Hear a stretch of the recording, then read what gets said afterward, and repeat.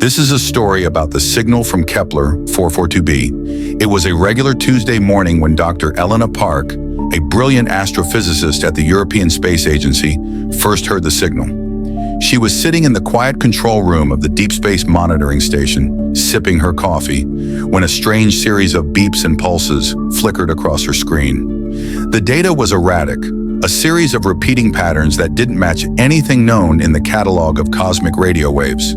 The signal came from a distant exoplanet in the habitable zone of a star called Kepler-442, about 1,200 light-years away.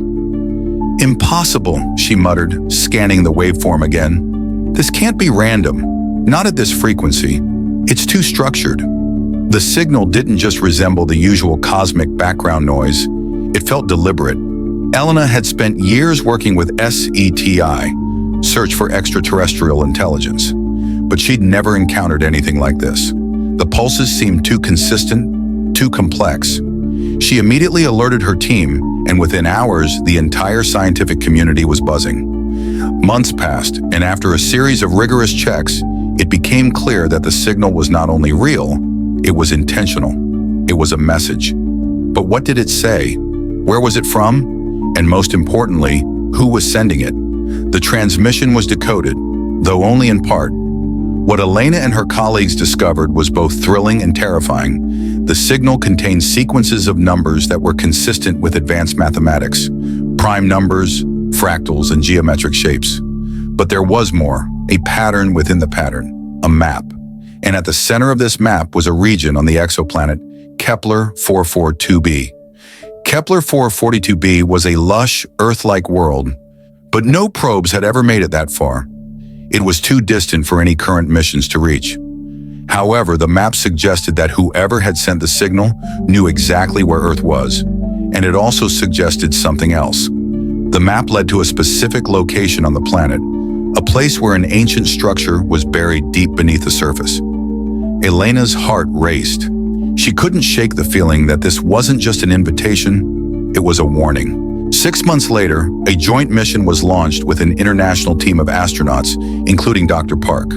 They embarked on a daring journey aboard the Orion, a spacecraft capable of reaching distant stars within decades. The journey to Kepler-442b took years, but when they finally arrived, the team was awestruck by what they found. Kepler-442b was even more beautiful than any simulation could have shown. A world of rolling green plains, winding rivers, and deep, dense forests. The air was breathable, and the planet seemed to hum with life. But there was something eerie about it. The map from the signal led them to a remote valley, where a strange structure lay hidden under a thick canopy of trees. As they approached, Elena's heart skipped a beat. The structure was like nothing she had ever seen. Huge, geometric, and covered in iridescent patterns that shimmered in the light. It seemed to pulse with energy, as if it was alive. "We need to be cautious," Elena warned, as the team made their way inside. The walls of the structure were smooth and seamless, and as they ventured deeper, they noticed something extraordinary. The walls were covered in symbols, not written in any language they recognized, but arranged in ways that seemed to suggest a form of communication, one that was both mathematical and artistic. The deeper they went, the more the symbols began to glow, resonating with an unearthly energy. And then, as if on cue, a section of the wall slid open. Inside, they found a vast chamber. At the center of the room was a colossal, spherical object, about the size of a small planetarium, made of translucent material that seemed to hum with the same energy. It was beautiful and unnerving at the same time. "Is it a machine?" one of the astronauts whispered. "It's not just a machine," Elena replied, her voice trembling. "It's a message, a beacon, a connection."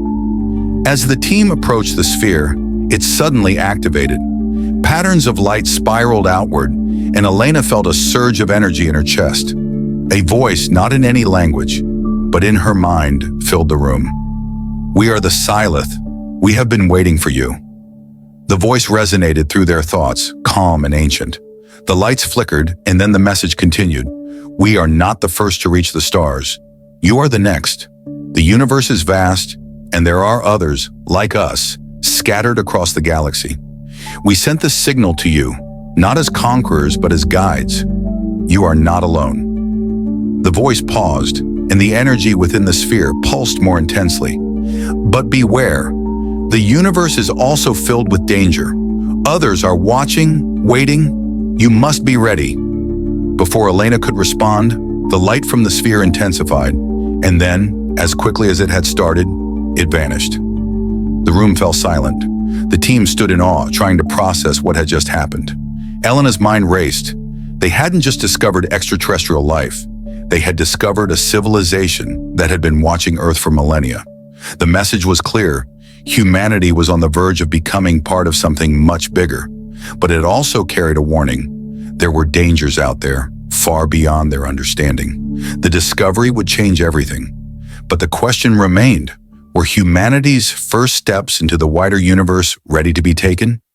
Or had the Silith, with their cryptic message, unknowingly opened a door to forces humanity wasn't prepared to face?